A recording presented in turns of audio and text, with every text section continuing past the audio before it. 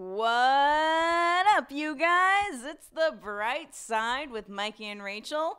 Hi, I'm Mikey. I'm Rachel. And this is a show where we talk about Lindy Hop stuff and swing culture and pretty much anything else we like to talk about. Totally. Totes. Before this podcast was started today, Rachel was drinking a little bit. Oh. And now I am too. I am completely, I after that 2 sips, I'm like ready to go. Okay, you guys. I had a glass of champagne. Why would A you glass? bring that up? A glass? You guys said you guys drank a whole bottle. Brett had more than I did. Okay. For All sure. Right. Mm-hmm. A little afternoon Pinch? Nibble? bite, Bite. if you will. I don't know. What do you call that? Day drinking. What's going on with you, Mikey? I'm good. What's new? What's the haps? What's the hippity-hoppities? Today was stressful because we opened up California Balboa Classic registration. Exciting, I know. And we're using a new registration system. And for those of you out there that know and have ever done that before, it can be frightening. Very because frightening. you're like, the internet, it's such a great thing. And then it kicks you in the ass when you're like, you're not looking. Totally. And we started it and we opened it and all the stuff like instantly within like 2 minutes. Like we opened it at noon. So like 12:02 comes around and we already have like 5 messages on Facebook going, we're getting this message. This is not working. What's going on? And we're like, but luckily we have awesome team helping us out. And they fixed it really fast. They fixed it within like 10, 15 minutes. So that gave us some buffer time because we told everybody else we're going to reopen at 1. But all the people who tried to register within those couple minutes, which was a lot, we handled them first. Okay. We got them messages, we got them emails, we got them credit cards in, and it was great. And then we reopened for everybody else at 1, and everything seemed to be running smoothly. But I think, I mean, you know this too, right? You worked on a registration system many times. So like, no matter what, 1 or 2 people, whether it's an internet browser or like the internet or the Wi-Fi goes out or something just doesn't gel in the back end, and that always happens, right? Oh, it always happens, no matter what. No matter what. Yeah, and with us, that's what started happening, and we're just like, ugh. But the thing I did today, which was kind of like good for me, but also kind of bad for the process, was that as like half an hour before we opened, so like 11:30, I went to the gym because I was just like too stressed. I was like, I just gotta move, so I went to the gym, started running, and everything was fine. And then 12:02 comes around and message on my phone. I'm like, you're like, okay, time to get off the treadmill and like I gotta start go. doing it. Yeah, like message after message coming through the Facebook page, and then like a couple people calling me, going like, what's going on? I'm like, we're handling it. Everything is fine.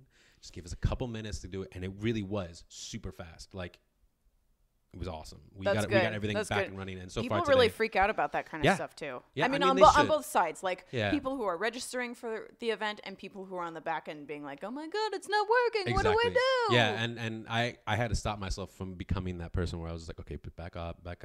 We have one guy that's in charge of it. He took care of it with another person. They found out the problem.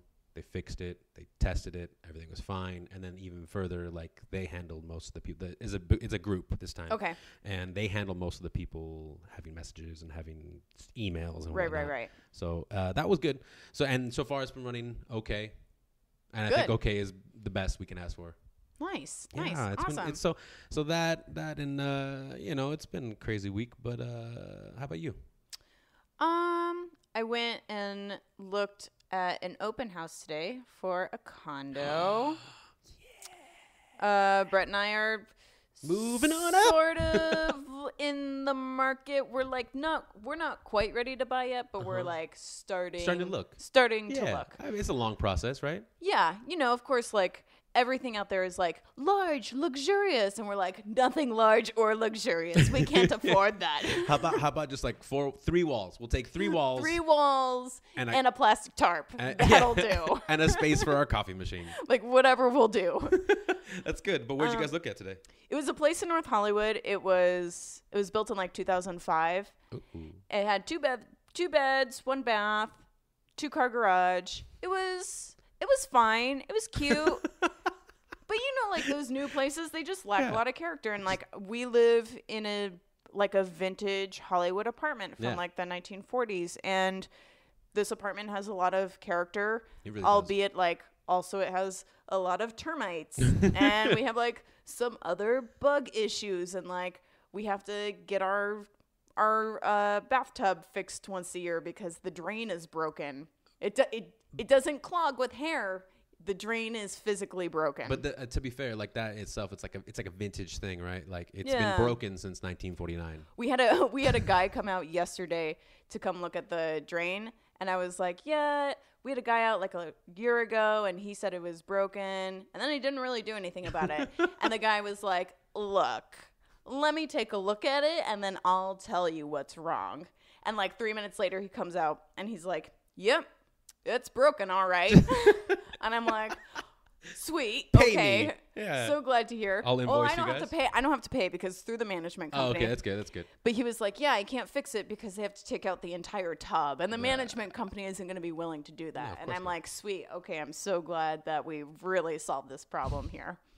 So really, that problem could be going on since 1949. To be honest, it's entirely possible. They don't want to move it out of here. They're like, that shit is heavy. Exactly. Yeah, it's not. Exactly. It's a real one, not a fake one, like Restoration Harbor or something. And we've probably also had termites since 1949. Yeah, we have a window in our bathroom, which I think like when they originally built the apartment, it didn't have a shower. Because who showered back then? No time. Why? Probably not as many people. I think it was probably just a bathtub because it's like a regular window, like a wooden windowsill that's not sealed at all for outdoor use or like for water. And you can see like the termites are just like eating away at it, and like the paint is peeling, and there's holes all over in the wood.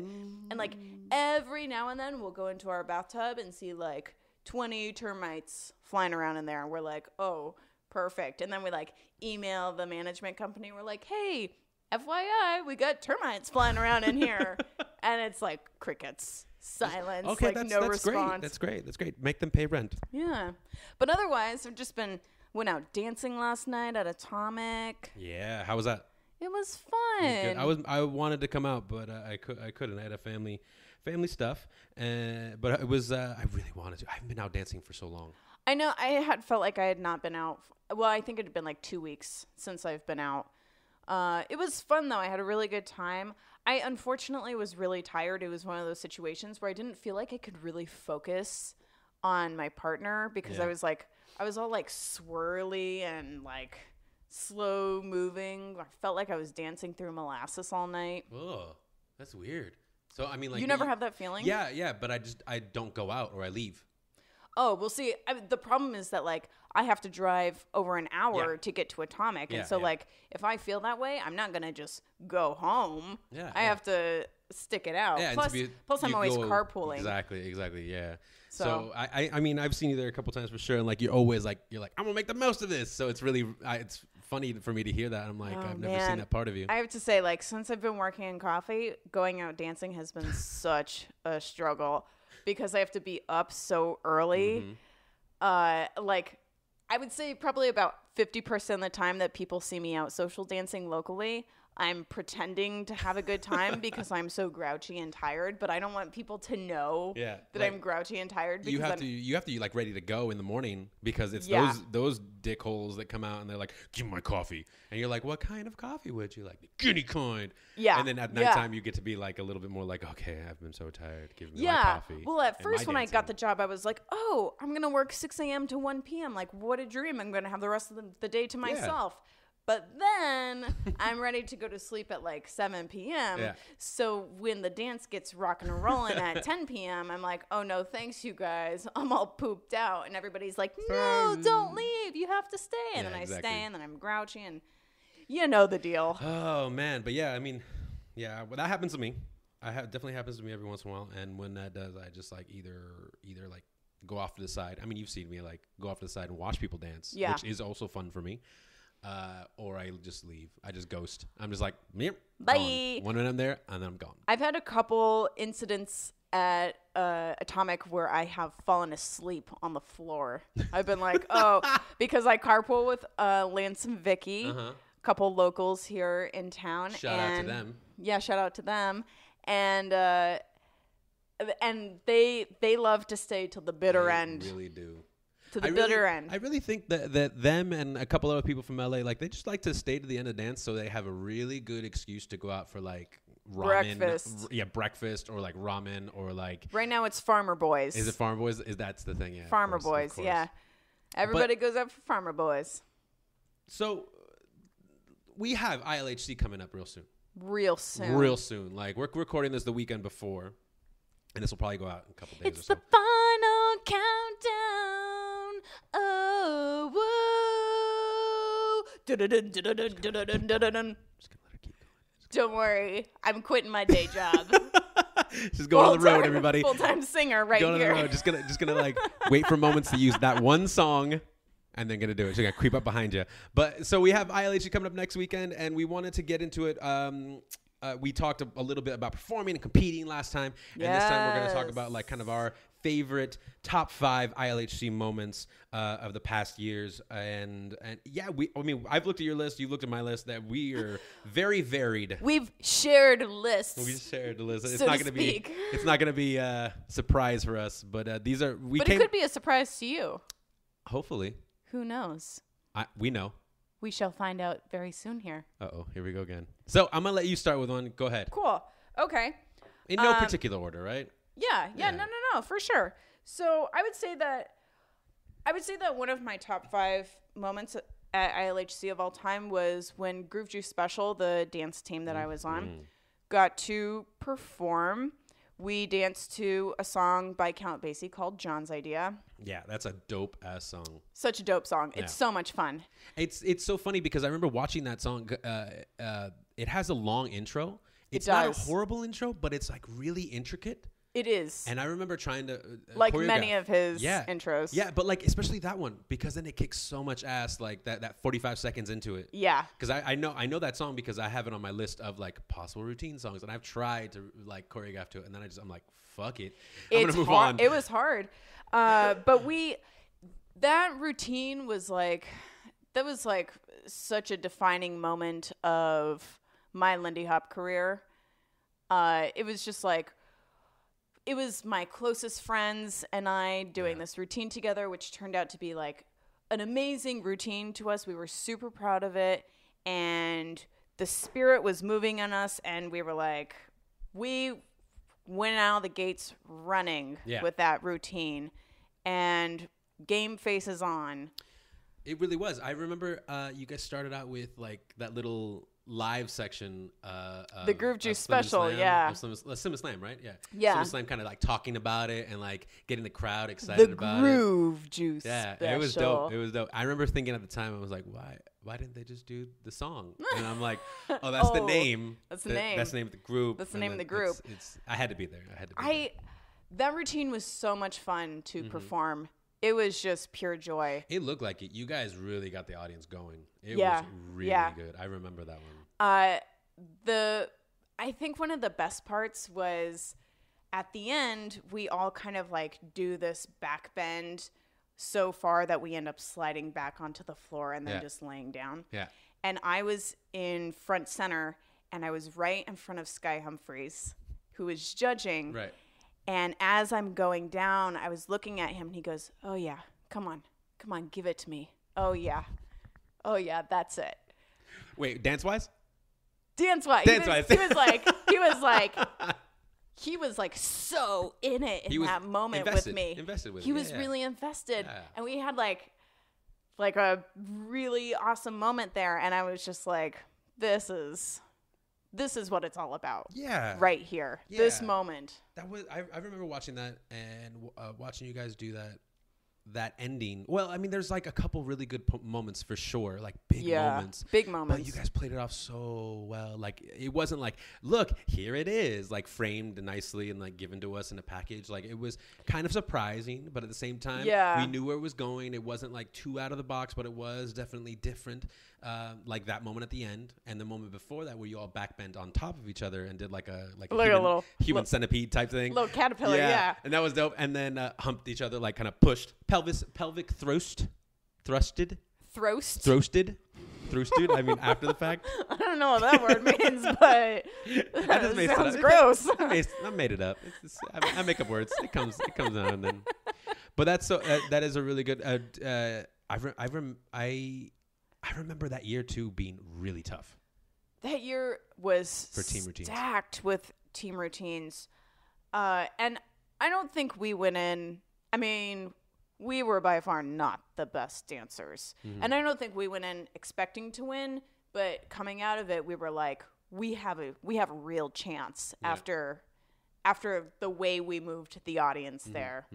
And last time we talked, you said something about like, hey, wouldn't it be funny? As in like the Groove Juice guys, like all your group would be like, wouldn't it be funny if we did this? And then you'd be like, yeah. And then you kind of, wait, what if we did? Is that the moment? That's actually how the conversations would go, especially that whole middle section where we started like with aerials, where we're like, everybody does an aerial with their partner, and then we do like 2 3-person aerials, and then we do a giant group aerial. And I don't remember maybe it was Kevin Clark who had come up with the idea, but he was like, what if we did this? And then we did this. And then we did this. Wouldn't it be so funny? And we were like, bah, ha, ha, ha, ha. That would be so funny. And then we all like kind of quieted down for a moment. We were like, but wait, what if we actually did it? What if we did it? And then someone was like, wouldn't it be funny if we all made like a human caterpillar and walked across the floor? And the whole crowd said yes. We were like, we should do it. Yes. We should do it. Because like we could see it coming as audience members.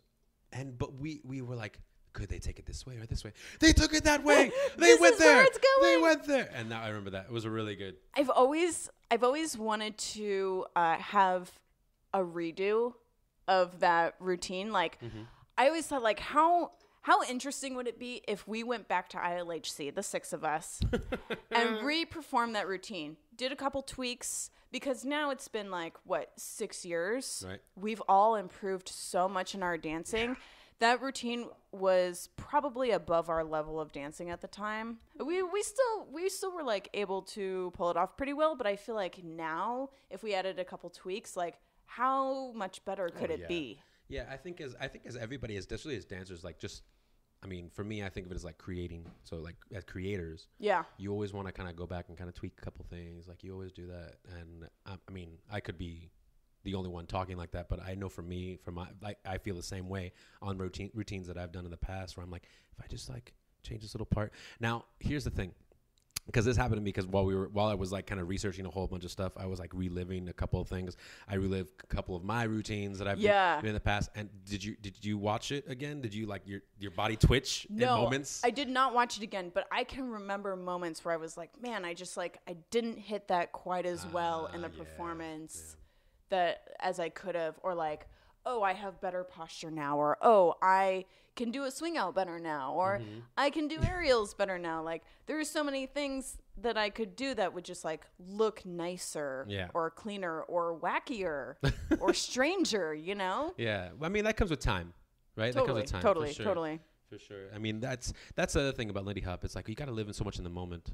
Yeah. That sometimes you want to go back and relive that moment, but we also know that like it's not going to be the same. There was like a special time, like you said, like that kind of what if, like, you know, it kind of works now. Yeah. Like you want to see what else you can do with it now. Like that's where like the next routine it's goes. Always an unfinished product. Yeah, always. So I'm gonna move on. Yeah. What about yours? My first one is gonna be Stefan and Bethany. And we talked about it before as well. Classic. But before we talked about it last time, I hadn't watched it for a while. So I went back and watched it like 16 times. So 600 times. Exactly. I really did. I watched it a few times in a row, and I'm gonna feel like very emotional about these routines that I bring up, because especially that one. For me, when I first watched it, I remember like watching the video. I'm really close to that video. Like I'm probably off to the left of that video, just a little bit, like maybe a couple feet. And that was from 2008, correct? Yeah, that was from the first year of ILHC. Okay. So like the lighting is bad. Everyone has like worse than cell phone quality cameras, even though they were like giant Canons or something. Yeah, you know? yeah. And I think this one came from the Lindy bloggers. So it came from Elaine or Carl. Okay. Yeah. Okay. So it came from one of them too. They were filming it. So in this one, that beginning is so powerful, and they don't do anything. They do nothing but clap and like shake their fists.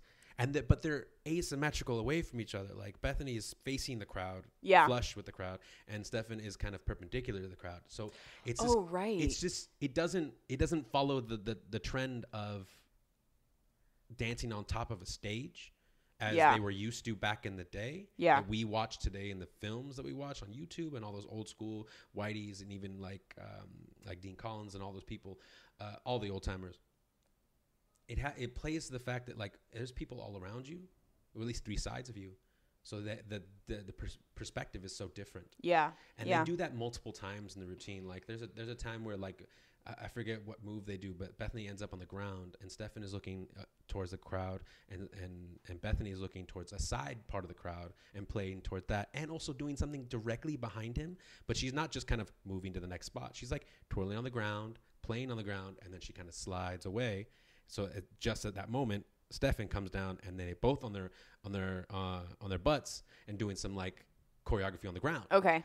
And it was just so like out of the box, but nothing so crazy that we're like, that is insane. Why would anybody do that? It's like, that's insane. That's amazing. Yeah. You know, like, those are some of my favorite moments where it's like simple, nothing too extraordinary, but just enough out of the box that you're like, oh, yeah, I could have thought of that. It was really cool. But why didn't I? Exactly. And like I said before as well, they added a whole bunch of African dance moves in there. Right. Really big. And because their limbs are so long, like, and they extend all the way. Like, they don't like just half-ass it. They extend all the way. And it just looks so gigantic and so amazing. And there was a couple moments where, like, the first breakdown where they say, "My blue heaven." Yeah. At the very end of, the first phrase, the singing phrase, or the singing chorus, it kind of breaks down and goes, my blue heaven, heaven, heaven, heaven. And then they just do this like really, really simple, but like big arm movements, big like round circles all the way to the back of the stage. Oh, yeah. Oh, it was so dope. Those were so iconic. Dope. Yeah. And then at the same time as well, like I forgot, I don't know why, there's a moment where like it's Stuff Smith. That's the person we were looking for last time. Oh. That's the violinist and the singer. And wonderful. he has a badass a solo in that song, and they play it so well. And there's a moment where he just goes do do do do do do do, right, like a little quick scale, like, and it's so dope. And they did this move from So You Think You Can Dance that we were like tripping off of for so long. And I remember talking to him about it, and it was from Ivan and Allison, and they would do this thing where Ivan would like point at her body, but at like shoulders and chest and stomach and hips, and she would be like boom boom boom boom boom boom. Yeah, like like she was getting shot. Yeah, but like in this kind of directing puppet way. Yeah, and they did that, and it fit so perfectly. It wasn't one of those things where it's like, oh, we saw that one time, we just want to fit it in there, like jam the circle thing into the square peg. Like, that's not going to work. It completely worked because the scale went boo-boo-doo-boo-doo-boo. And it was so awesome. And they also did this move where it was kind of like kind of scooped her up. Yeah. And then like just threw her over his head. Oh, right. But it was just so fluid because it was like a bounce into like the arms and then over. Yeah. And then I remember the next year, Max and Annie completely jacked it, and but they took it to a different level, right? And that was that. I mean, that's what they do. Yeah. And that was an amazing routine. Again, that was 2008. Stefan and Bethany, go check this out. We're gonna have all these links in our notes down below. Absolutamente, brah. So let's take it on the next one. Cool. The next one that I want to talk about is Sky and Frida. Jump Through the Window, 2009. The classic hand clapping that everybody does in that song now. Sorry if that was too loud in the microphone, by the way.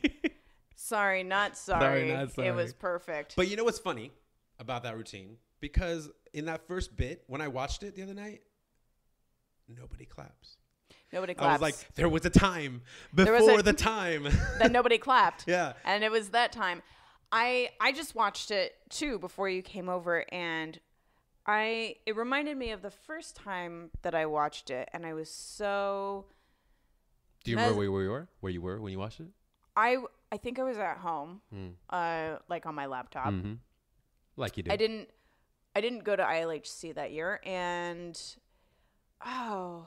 so good. It is. So Frida's energy is out of this world. Mm-hmm.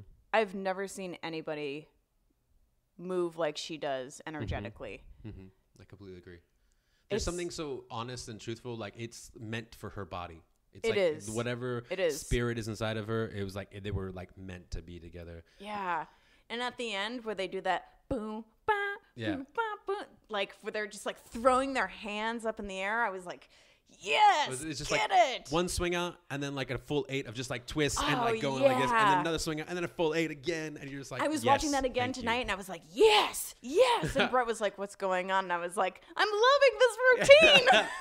I love at the beginning as well. Like they don't do anything; they wait, and like that's kind of a trademark of theirs. Like they find these songs that are so great, but have this nice, easy flow, like an easy roller coaster that kind of just tick, tick, tick, tick, tick, and they really take that moment. It's like I remember this documentary from Michael Jackson, and he's like, you gotta let it sizzle. You gotta let that sizzle at the very beginning. Just let it chill. Let everybody anticipate it. They know what you're about to do. Yeah. But you want to make them wait and let it sizzle, and they do that so well. Like that's such a good way to put it. So they're like da da da da, and they're just chilling, waiting. Yeah, waiting. And that first real beat kicks in, and they start swinging out. It's the way they dance is like its own piece of music. Yeah. I've been watching The Chef's Table on Netflix. Have you ever seen that? Yeah, of course. Oh my God. Okay. First of all, quick sidetrack. That show is amazing. It's so emotional. I've cried in like several episodes, and every single episode I watch, I'm like, I have to go eat at the restaurant. It looks so amazing. The sushi one is my favorite. Oh my God. She's in LA. Yeah. It's right down it's actually right down the street from where you were looking of your condo. Yeah. Yeah. No. It's in Culver City. No, I thought it was there. No, it's in Culver City. I thought it was in North Hollywood. Okay. Downtown Culver. Okay, you win. I know. Well then, never mind then. I just fucked that one up. Moving on. Go ahead, Chef's Table. And something that one of the chefs said is that when you present courses of dinner to a guest, it should be like a piece of music, the way that it ebbs and flows.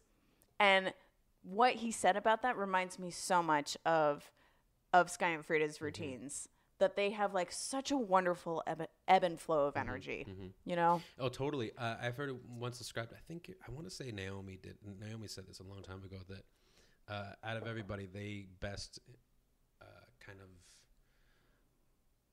encapsulate the idea and the energy of fire as like an element. Yeah. And like the ebb and flow, like it could be like nice and like a sizzle. Simmer, like nice and glowing, or like raging hot craziness that you cannot control, or it could be controlled like in a fireplace and very soothing, very nice and very warm, or be in your face and so crazy and make you want to go crazy and dance around it while they dance in the middle.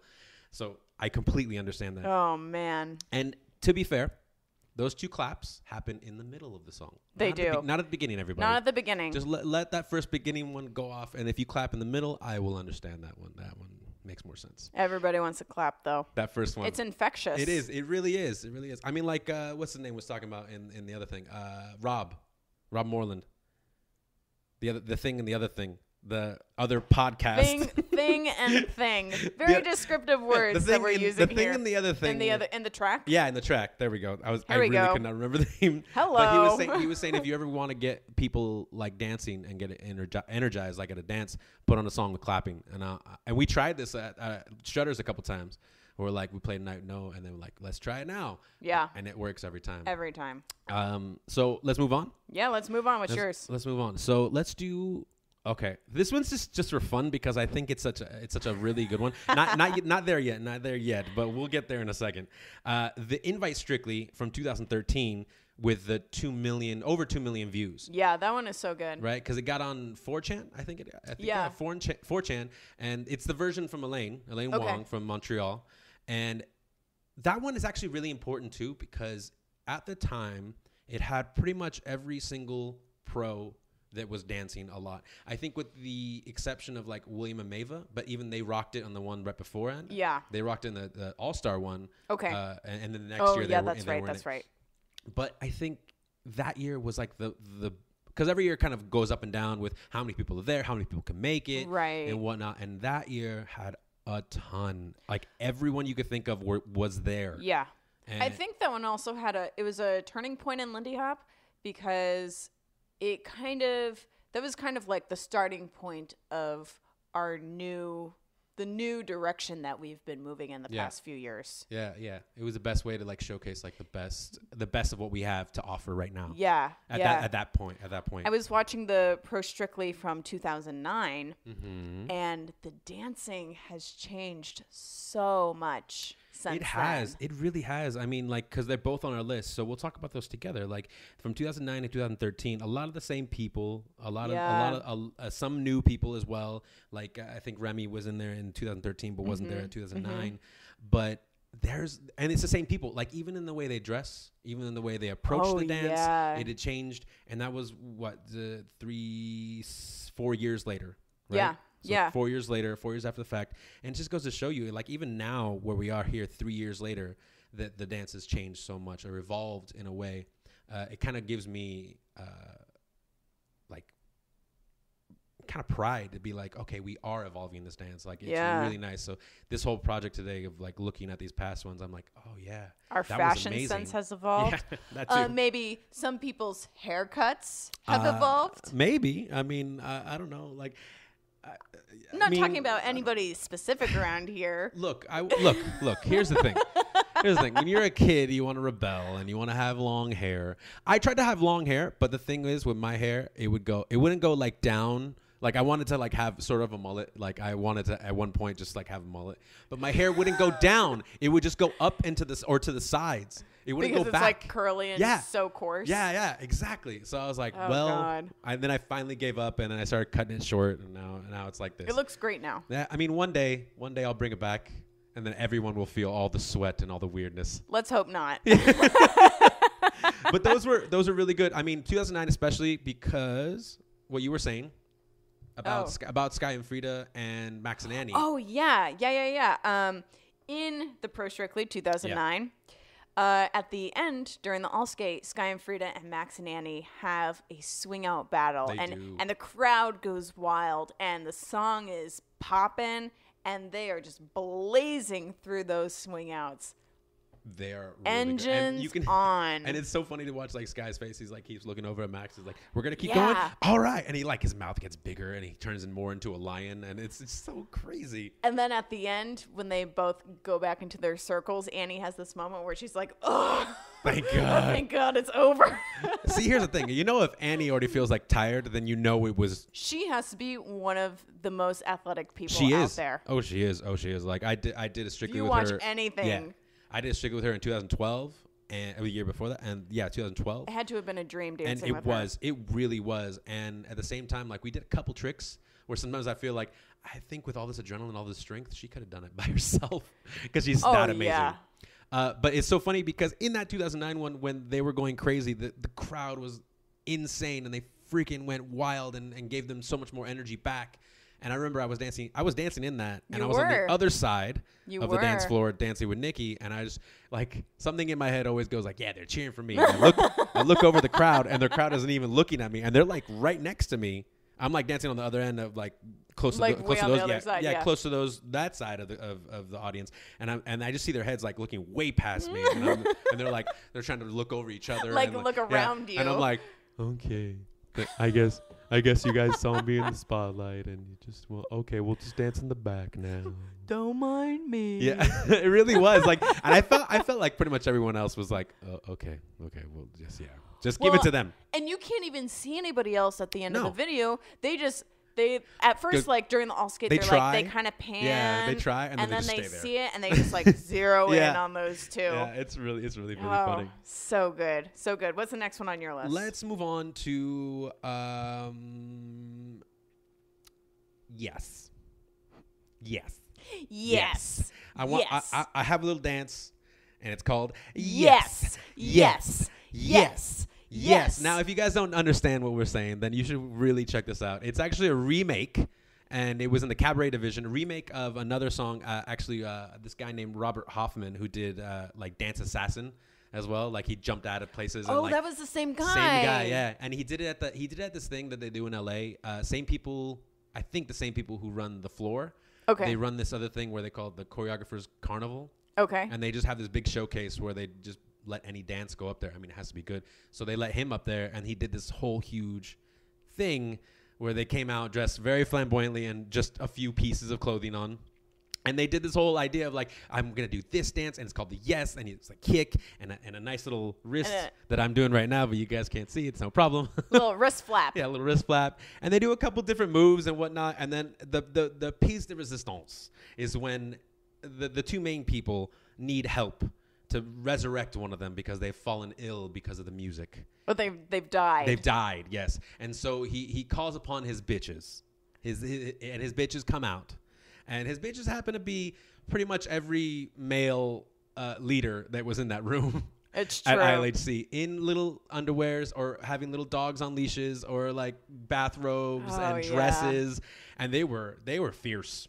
They were fierce. They were fierce. And the way they were dancing, they better have felt fierce because I thought stuff was going to fall out of those little itty bitty little hammocks. Me too. And I was like, me too. Those were little banana hammocks for sure. Were you there for that one? Yes, yes, I was. Yes. That was the first year that I went to ILHC, 2010. See. And they used to have a cabaret division. See. Which is where this particular belongs. Yeah, where it belonged. Yeah. And remember that year they had like 18 pieces in the God. cabaret? It was a marathon. Yeah. And a lot of the stuff was like pretty only okay. Yeah. And there were a couple really good pieces, and then by the end everybody was like, oh good God, I'm so glad that this is gonna be the last piece. And that was the last piece, and that was the best way to go out. And it just like fired everybody up, and everybody was like, yes. Yeah. And it had everybody, and the main two people, I gotta say their names. Alex Dreyer was one of the main person on the microphone, and then it was Andrew Thigpen that was playing Kiki, the one who dies. He had a little monkey on the front of his banana hammock. I mean, I wouldn't call it little. It was a sizable. It was a sizable monkey. But I mean, we'll come back to Andrew Thigpen in a little bit because he's definitely making another appearance on our list here. But let's go with yours. Let's go with Naomi. Yeah. So Naomi Uyama's cabaret piece from 2010, In a Sentimental Mood. That same year. Same division. Same year. That piece really moved me. I don't know if it was a super influential piece for other people, but it was for me. And I think her dancing has so much simplicity in it. She and I are like on opposite sides of the spectrum in all of life. She's like quiet and introspective and very thoughtful and very like streamlined in how she does things, and I'm like wild and all over the place and super loud, and I dance like that. And when I watched this piece, and I was like I would say I was still relatively like a young dancer. Sure.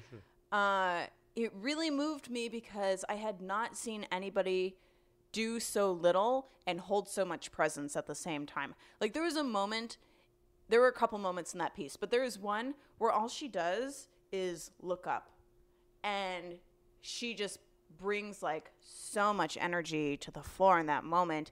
And I remember watching that and being like, whoa. Absolutely. I want to be able to do that one day. Well, besides that, what other part would really hit you? Like as much as that little part where she just like looked up. There's another part where she just like walks slowly in a circle. Oh, right. She doesn't do anything. She kind of like puts her arm out halfway through and like kind of gestures at everybody. Mm-hmm. And that was the year they had the spotlight with the image of ILHC on there. So on the floor perfectly. She just walked right around that circle. They dimmed the lights of the main house. Slowly. Yeah. She wasn't even wearing shoes. She was barefoot. Mm-hmm. It was so beautiful.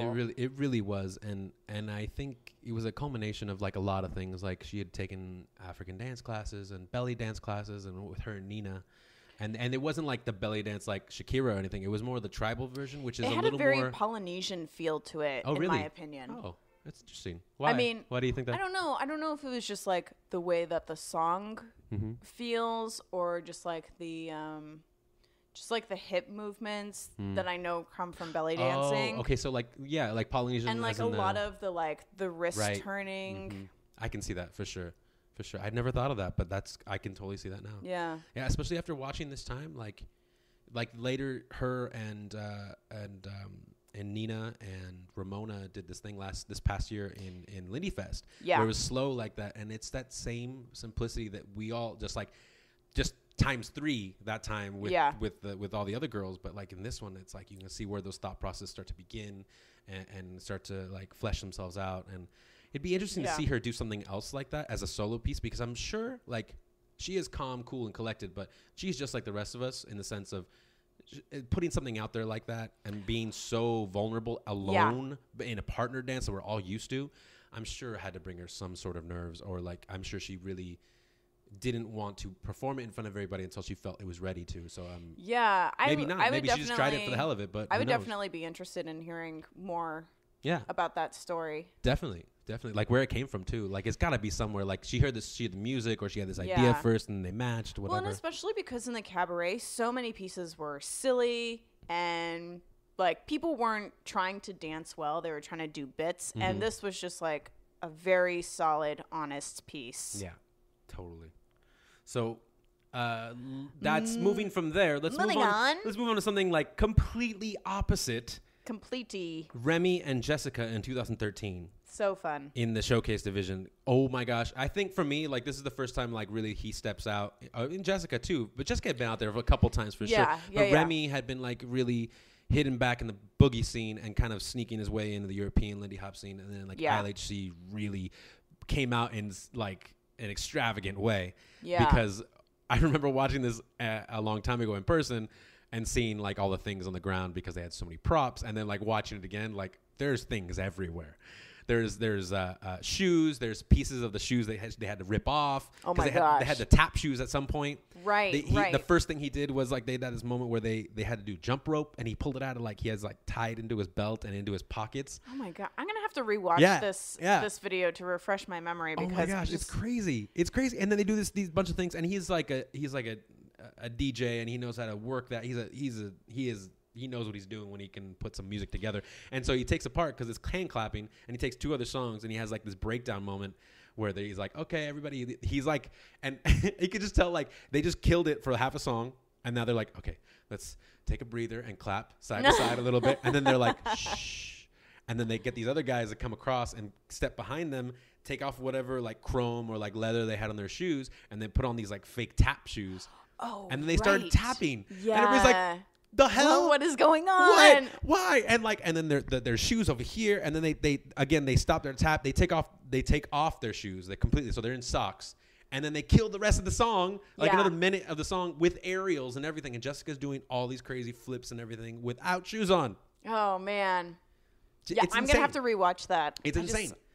It's insane. And like for me, like it crossed this line and went back and forth in such a beautiful way that it wasn't this traditional swing song. It was like right in the middle as well of like swing and jazz and R&B when it was kind of figuring itself out before they kind of like went into different genres themselves. So he found like that perfect song, and he's really good at that. He's really good at finding those songs that really have a little bit of everything. Yeah, Remy's another one whose energy is just so incredible to watch on the floor. It really is. Every time he performs, I'm like, good God, that man can dance. And then he pays for it afterwards. He's always hurting. But it comes from the heart when you watch him. It totally does. And it's really funny. I mean, he's not going to listen to this, so I'm going to say it. I've had lots of conversations. With him where like, we'll talk afterwards, and I was like, damn, man, that was hot. And it was like, he's like, really? Because I felt like I sucked. And I'm like, okay, you sucked real bad. You sucked so bad that you won first place, you motherfucker. Like, thank you. We'll get on each other's cases and stuff. But like, it's just it's so funny to see that other side of it. Where, like, our point of view, like you said, like comes from the heart. And he's like, oh, yeah, but I didn't do this rock step the way I wanted to. And I'm like, shut up. The artist's plight, you know? Yeah. Oh, yeah. It's never good enough. Like we said at the beginning. It's never good enough. Yeah, never good enough. We always want to go back and tinker. Yeah. So that's amazing. Moving on from that, we have your last selection. My last one was the Lindy Hopper's Dozen Routine from 2013. Mm-hmm. They did not place this year, and they had an incident where one of their team members hurt herself in the middle of the routine and had to step off the floor with her partner. In the middle of the routine. In the middle. It was right at the beginning. Oh, yeah, in the beginning. Right when they started swinging out or something. And they finished the routine. And you can see where they just kind of filled in the holes on the fly with their formations and just... And to be fair, like, I mean, you could, but like only if you were really looking for it, because like when I remember I was watching that and I was going, it still looks good. This looks totally fine with 3 couples. Yeah, it was so emotional to watch it because the moment that they finish and they're all standing there, you can see how emotional everybody's feeling. Yeah. Like, so many thoughts running through their head, and I really felt for them in that moment, and I would have loved to have seen that routine with all 4 couples, you know? Yeah. I mean, and I think the next year or 2 years later, they finally like got to do something together with all 4 couples. But I mean, it's so funny because like you saw that at the end, and for me, what I saw was like, wait, what happened? Like, you know, like this kind of like, where did the 4th person go? Well, like, I wasn't there that year. Oh, okay. That was actually the weekend that we moved here. Oh, wow. We were gonna go, and then quick change of plans. And actually, I do remember that. I do remember that. We were talking. I remember that. Yeah. I remember having a conversation with you. And so I remember watching it on YouTube, and I had kind of heard that something had happened. Everybody was like, no, I'm not going to tell you. Just go to watch it on YouTube. And so I watched it, and they ended up getting the Spirit of Lindy Hop Award that year, which I think was extra emotional for them. Yeah, because they didn't stop, because I felt like they were going to stop. I was looking over the DJ booth, looking at Peter. Like, I was standing on top of a chair. Yeah. And I was looking out, and they're like, they just kept dancing. So the audience, at some moment, like couple 8s into it, after that incident happened, and the couple had to walk off the floor,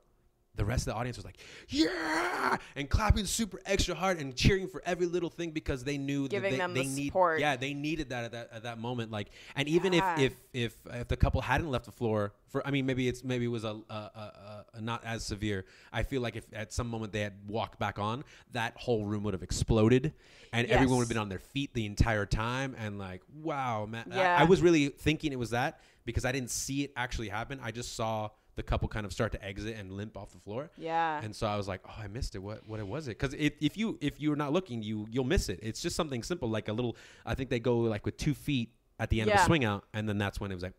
Yeah, she just kind of fell down all of a sudden.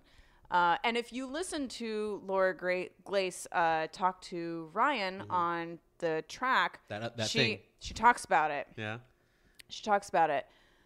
So go listen to that. I have not listened to it.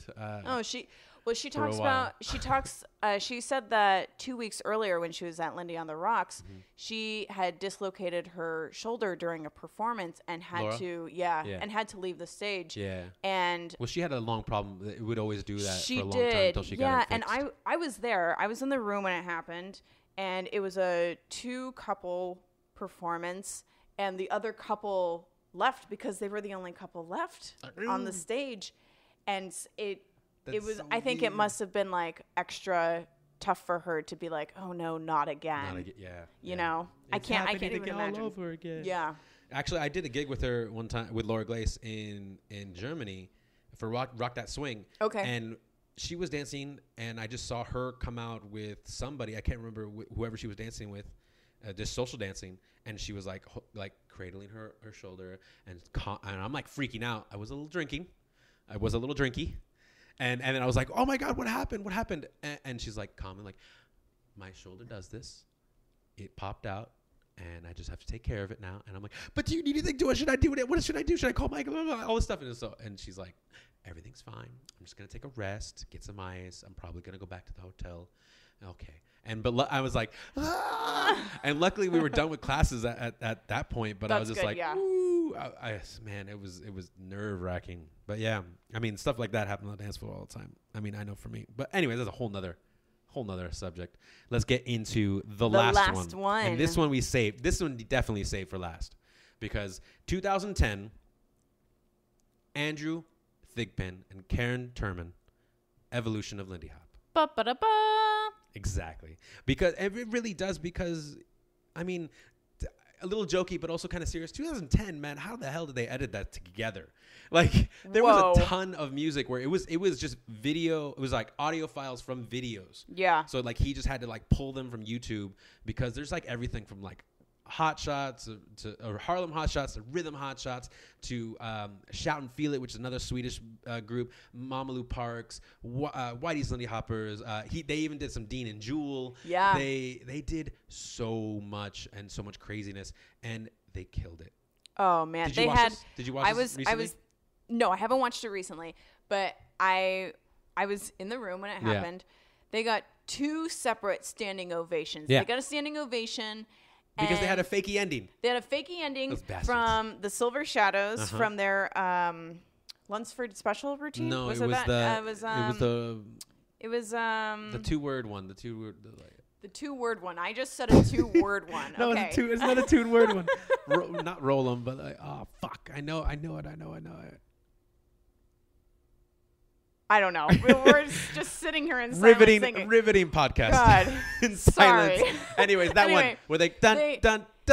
Yeah, they have like this fake ending. Yeah. They like walk off the stage and then they're like dun dun dun dun yeah, dun. exactly. Dun, The last dun, jump, dun, and dun, they do the more. The last jump. The last jump is the second part. The first one before that is a jump to end all jumps. Charlie all jumps. Barnett, right? No. The last jump. Yeah. Yeah, Charlie Barnett. Sorry, I thought There you we meant the go. other one. I thought you meant the other one. Rockin' in Rhythm. Rockin' in No. Rhythm. No. Damn it. It was the last jump. That was that one, but the one before that one with the fake ending. No, it was the last jump. 2 different Wasn't songs. 2 different songs. Okay, I got to go back and watch it because I don't remember. And here's why we're fighting, because like if you watch it, not only did they do it there, Andrew released the video of what he edited together, so it's the exact same audio except you get to see where they all came from. So this is really truly the evolution. They started with that scene from the Charleston scene with Shorty George dancing kind of Lindy Hop and doing the breakaway with Charleston and stuff, and After 7. Yes. And they start with that one, and they end with kind of the last couple ones from like Silver Shadows, and they do Max and Annie. They do a bunch of different things that are like more modern at the time. And the reason why I asked you if you saw this lately, because I texted you the other night when I was watching these things, and I was like, I'm sitting here crying at all of these videos because they mean so much to me, and like it shows again the evolution, not just that one, but the evolution of all these dancers, but especially that one, because Andrew and Karen were so special and needed for the time of Lindy Hop. They really were. For those like 3 or 4 years, they were together, the most refreshing thing that had come through in years. They really were. I remember they did a routine once. After this, and they did it in my house a long time ago, and I remember that like hearing the song over and over again, and I was like, I told them, close the door because I don't want to see it. Don't ask me to, like, I don't want to, like, I just want to see it when it's done, because I was like holding on to be like, no, I just want to watch it when it's done. I don't want to help you guys, like I do, but I don't. They were practicing at your house? Yeah, a long time ago. When I had my house, yeah. You had a house? I had a house. Wow. Yeah, I had things we don't know about Mikey Pedrosa. Anyways, so a long time ago. It was fine. I have 5 kids, so no big deal. No big deal. But that was really great, and it was like a year or 2 after like that viral video hit of like the guy that does Evolution of Dance, and he's wearing that orange Crush. So when you watch the clip, then you know why they're wearing a T-shirt that has orange crush on it. There's a reason behind it. They're not just crazy wackos. There was so much energy in that routine. They killed it. I think they won. The crowd went wild. I think they got a Spirit Award as well. The Spirit of Lindy Hop. And they truly deserved it. Like they did a show. It was in the showcase division, which is typically 2.5 minutes to 4 minutes or something like that. Yeah. And their routine was 6 minutes. They knew what they were getting into. They weren't doing it for like the first place and stand on the podium and get the trophy. No, they never did anything for the first place. They really didn't. They didn't care. Like it was for them. They had an idea and they wanted to flesh it out, and they did in spectacular fashions. And every time they did something, they just upped the ante. And at the end of this routine, they ended it with one of their endings that was the hillbilly. Oh, Lindy, yeah. where they just kind of put their hands on their hips and just waited, and then ding. Just turn their head to the side. Yep. And that was, It's amazing. Like I teared up. I miss Andrew. He's not really with us anymore. No, he's not dead. I just realized that he's not dead. around in the Lindy Hop scene too often. He can be seen sometimes in the Midwest, but out in the wild. Out in the wild. I understand some of the reasons why he had to walk away, but at the same time, like I do miss him because he, like you said, it like a breath of fresh air. They were a really good thing for the scene. They were like they didn't take themselves too seriously, and I feel like that's needed. And I feel like that's needed today in the Lindy Hop scene sometimes. Yeah. I totally agree with that. And it's not to say something negative. It's just saying like it helps us kind of move on to something else, kind of like poke fun of ourselves. Yeah. And with Karen, I miss Karen so much because like she reminds me a lot of you too. Like I don't know if you guys ever like hung around each other. She stayed at my house. Oh, that's right. When she came to Albuquerque for 505 Stomp, she came a few days early. Right, I remember that. She was at your the same year that we hired you and Nikki. And I pulled a prank for that. Yeah, we'll very scary prank that we can talk about another time. But the reason why I think you guys are so similar, and the reason why I always clicked with you guys is because, well, one, you're easy to get along with, and you run with jokes. Yeah. You don't like ask questions or like don't get something. You like even if you don't get something, you're gonna run with it. And I love it. True. I love it. And that translates into dancing, like in that same sense of just running with it, because you guys are endless with your social dancing. Like if you can keep dancing up until the moment you have to fall asleep, like keep brushing your teeth and you still have like one, I can still dance while I brush my teeth. Like I feel like it's like that. And you guys just kept going no matter how, and you guys would, I mean, not that this is a thing that needs to be done, but like you guys would sweat. And I like to see the idea of like that we're working so hard. I like to sweat. I like to sweat. I like to kick. I like to kick and sweat. Exactly. So that one is it's an amazing clip. Again, with all these clips, you can find them on our notes, and we'll go post take a little looky at them on the Facebooks. Fun. They're amazing, and I'll even post the one that Andrew made for the Evolution, so you can see all the little individual clips that he pulled them from. There's a last little one that we'll only like just kind of touch over. A little, not one of our top 5 moments. I would say one of the top lowest numbers. And it was 2011, and it was the end of the cabaret. That's what I like to call it, the end of the cabaret, or AKA that banana skirt. Oh gosh. Exactly. I mean, you were there. You were there for it, right? I was so there for it. I was there for it, but here's the thing: I was standing next to a couple different people, and then I remember one because we were like chatting the whole time, and we were like really bored.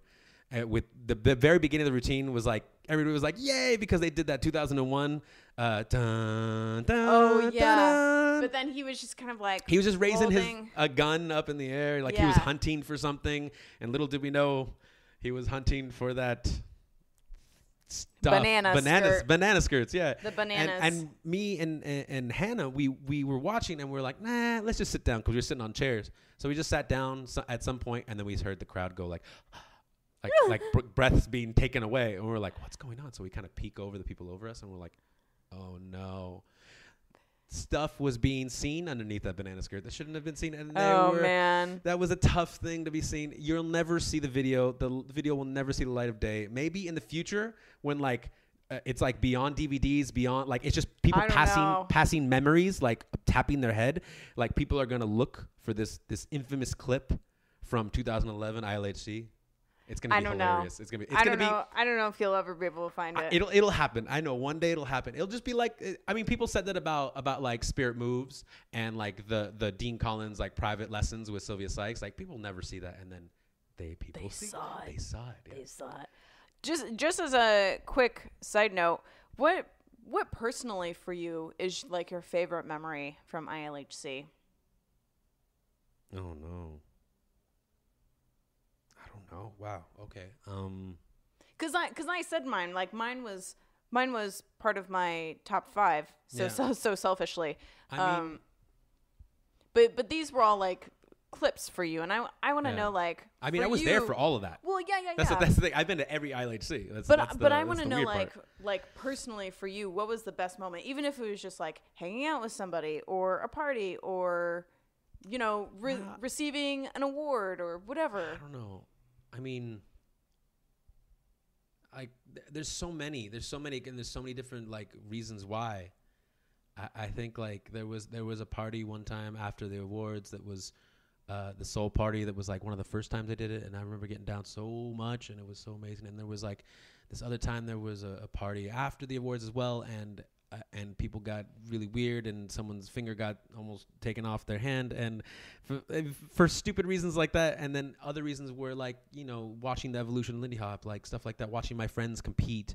Watching other people compete and wishing I was out there, having it drive me, like being out there and looking down the line on like on one of the Strickleys and being like, I can't believe I'm up here, looking down the line, seeing like people like Nick and Carla and Pontus and Isabel and like Max and Annie and like Toma and Elise and people like that I would watch a lot and I admire like for their dancing and everything.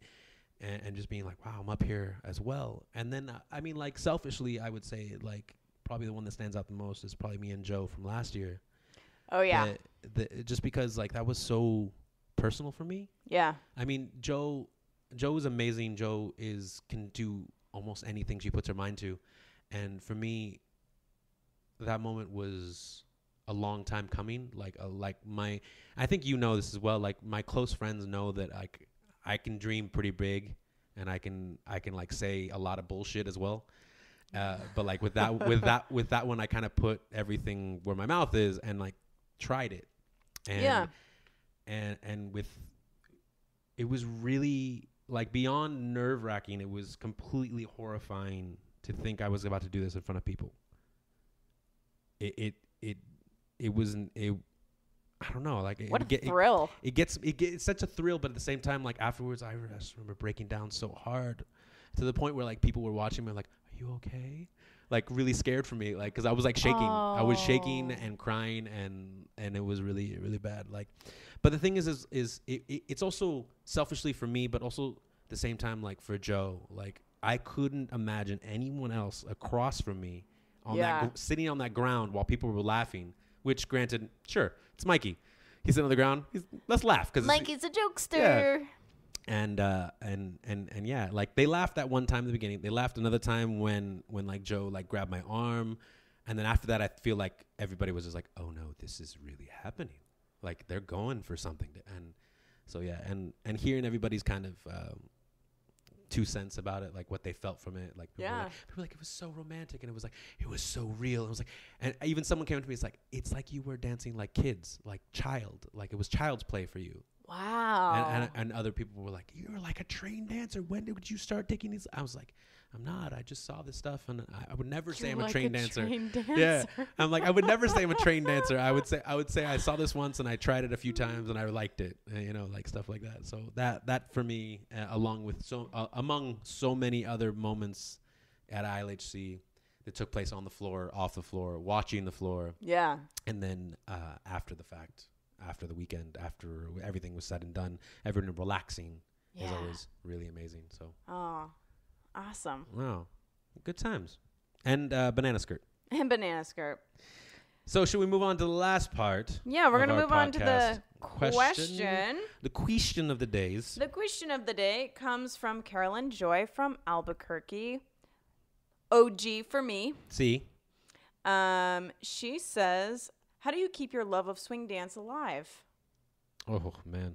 I know. How do you tell me? It's a steady consumption of alcohol and and drinking.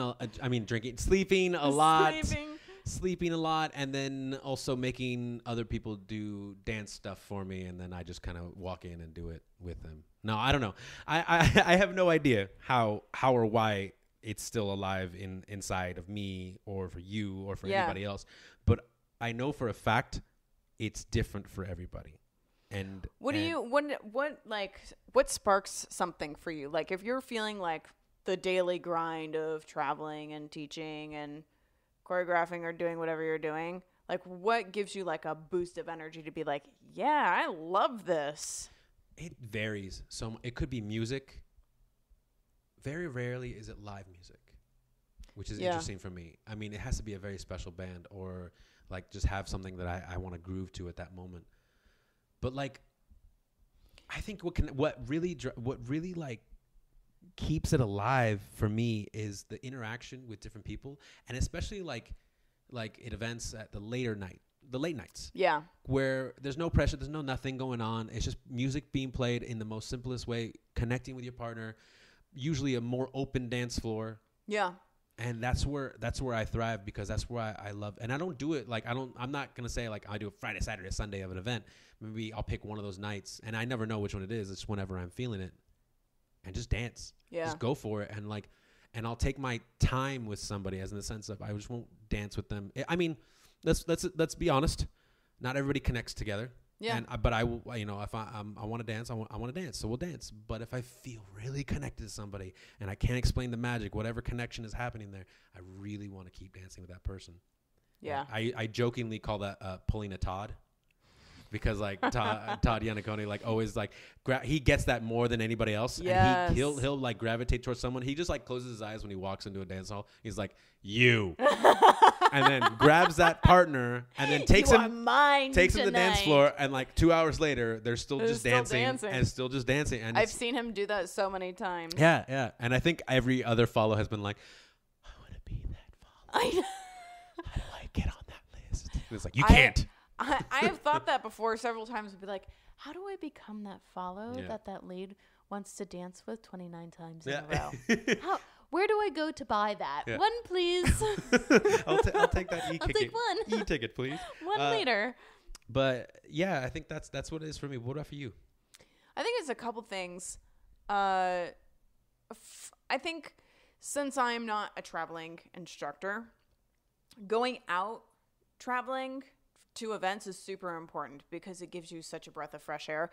When you're at your home scene day in and day out and going to the same dances and hearing the same music and seeing the same people and having and get tired. You never know. It gets so boring. Yeah.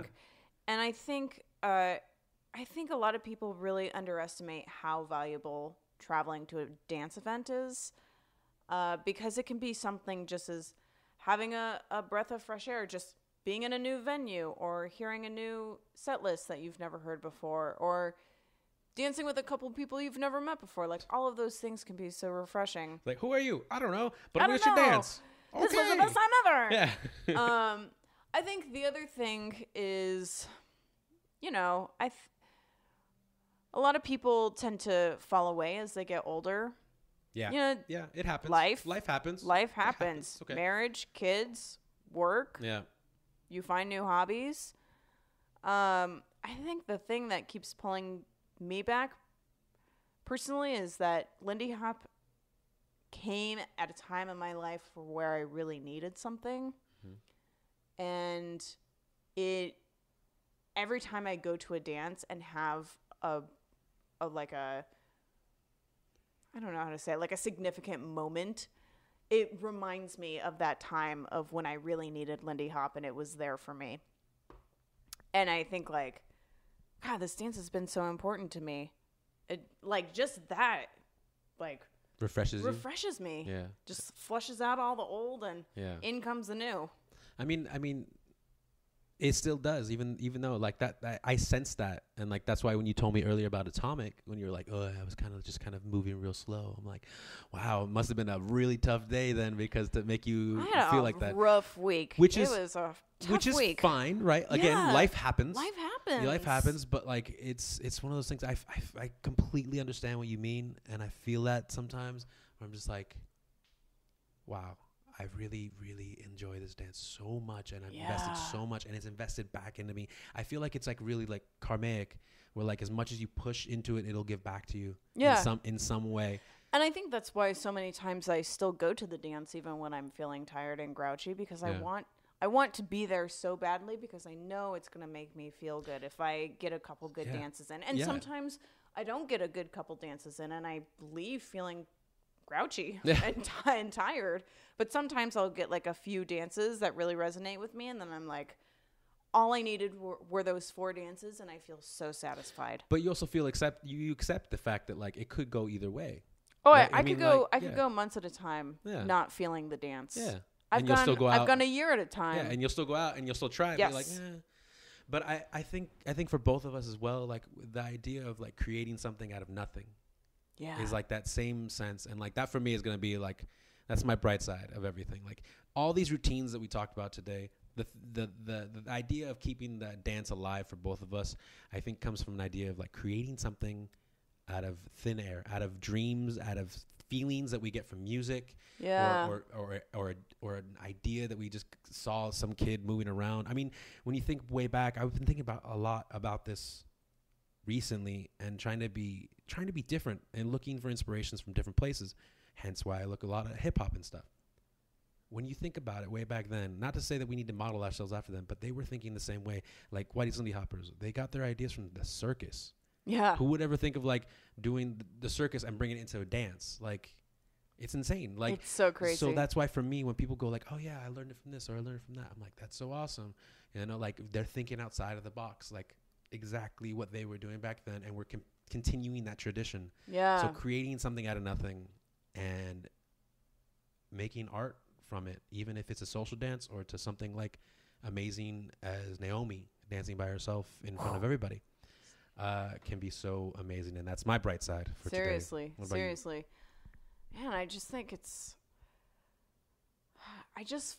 the dance just thrills me so much. Watching somebody swing out balls to the wall or myself swinging out balls to the wall, I have yet to find a feeling that is quite like that. Like connecting with somebody, having this feeling of being like on a roller coaster, but you're like also creating it at the same time. There's nothing like it. There's nothing like it. Yeah.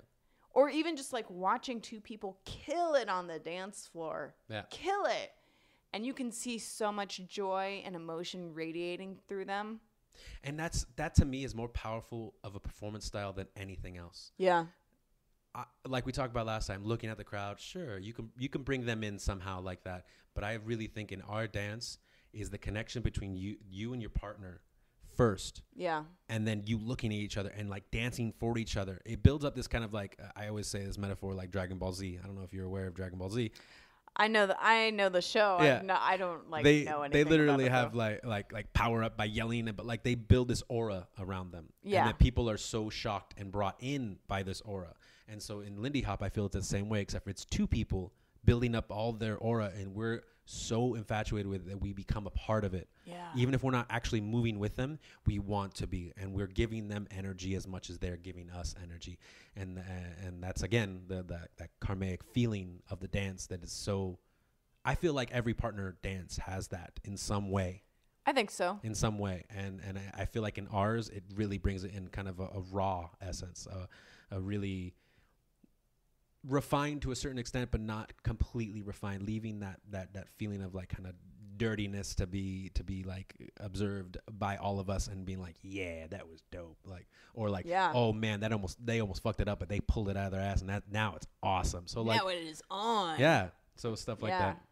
So yeah, that's going to bring us to the end of this podcast. And everybody, now I would like to say that very, very proudly we are on iTunes. We're now on iTunes. Check it out. Yeah. You can always count on Rachel for a theme song. I love it. Unfortunately, that one just didn't work out quite as well as the other ones have in the past. So I apologize. I liked it. It was just rolling out, and then all of a sudden it just great. didn't. No, I was feeling it. Okay, we're gonna go platinum, babe. We're gonna go platinum. I'm gonna take you places. We're gonna go places. We're going places, babe. And speaking of going places, we will be doing a podcast from ILHC. Maybe we'll just do it out in front of people. Like, I don't know. Maybe we'll do it in the hotel room, or maybe we'll do it like in the middle of the dance floor. Maybe we'll be in the hot tub. Oh, that would be so awesome. Maybe we'll be walking down the street eating some chip. Yeah, like you don't know. Some chip. Just one chip. Just one chip. We'll share a chip. Send us questions if you have questions. If you want us to cover a topic, tell it to us and we'll think about it. Yeah, we'll think about it. I mean, we got so many questions. I will get to it at some point. So many questions. We're like pretty like a small deal. Like, we're a pretty small deal. Like, I don't know if you know, but kind of big deal. Kind of a big deal. On iTunes. No, not that much anymore. Anyways, that'll bring us to end. Thank you guys so much. We'll catch you next time. Bye. Bye.